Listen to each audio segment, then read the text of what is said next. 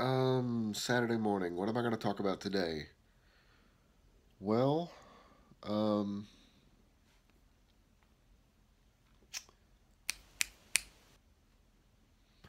I should really write scripts. I should really write scripts for these things, I guess, or at least put down some notes, or actually type.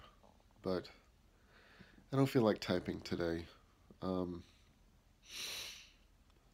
I need to try to mow the grass today, and I know we've got to clean the house because Thanksgiving is next week and we have company coming. So there's that to do. And I still think we need to try to paint the kitchen, but we got to clean the house first. But wait, should we paint the kitchen before we clean the house because we're gonna make a mess? I don't know. We may not paint the kitchen. I don't know. Or maybe we'll do it tomorrow afternoon on Sunday. I don't know. What I do know is that I went to bed last night thinking, oh, there's nothing written down for Saturday. We have nothing to do for like the first Saturday in a very long time. And I wake up and there's at least three or four things to do. So I guess that's just how life is. Um, anyway, enough complaining. Good news. Uh, I went with my family and a lot of the kids from the youth group at our church last night to go see Fantastic Beasts and Where to Find Them. And it was really good. I enjoyed it a lot. It was fun. It felt very much part of the Harry Potter world, which was good.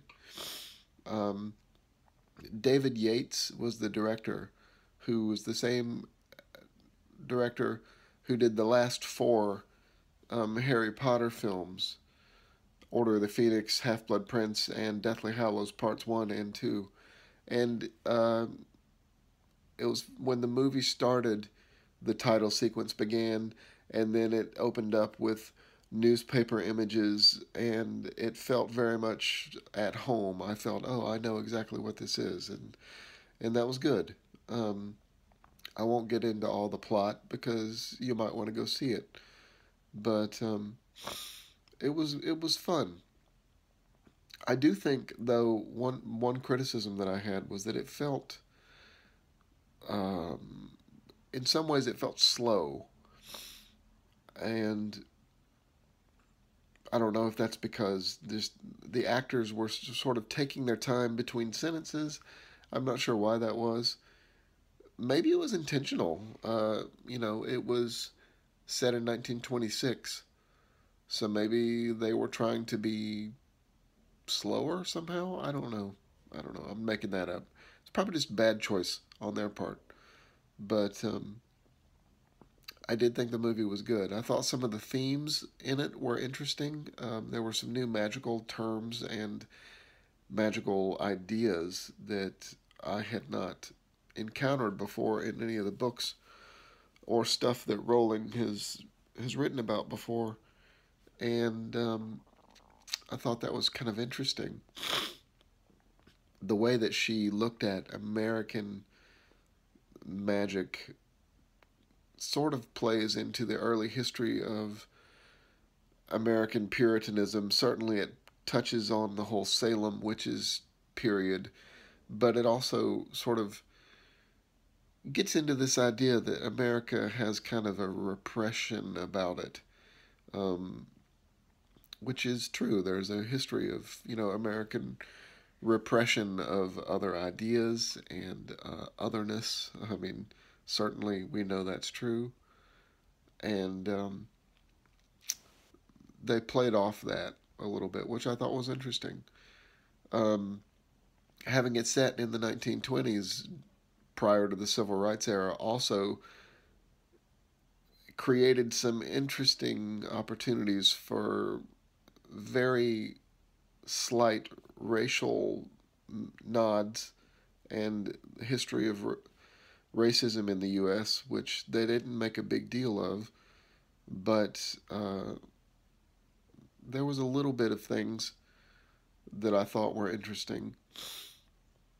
Though the president of the United States Magical Community was an African American woman. So I guess um, take that, normal America in the 1920s.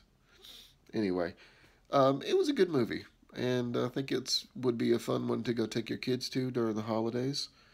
Um, it's long; it's over 2 hours, so and you're not going to see Hagrid, and you're not going to see Ron and Harry and Hermione. You're not going to see all the characters in the books. It's a different story with different characters, but it's setting things up for a series of movies that could tell some really interesting things. So go check that out. And I guess that's it. I'm going to go have some coffee and breakfast and start figuring out which of the things to do today we are going to do. So, happy Saturday, and I'll see you later.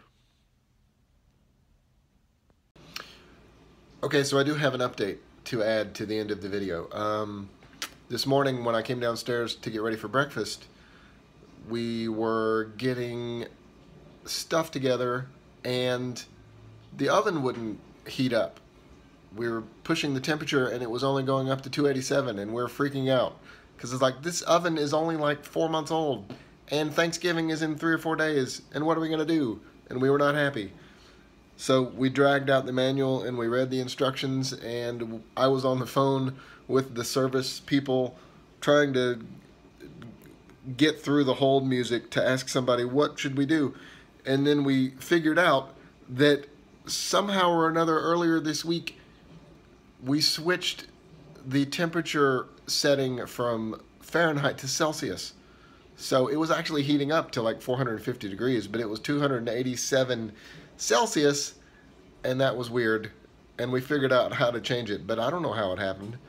And it was weird. I said weird, but it was still weird, right? Linda's not talking. Anyway, weird.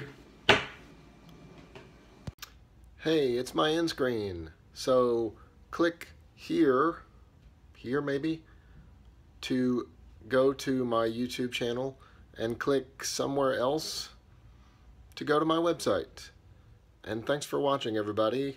I'll post something again soon.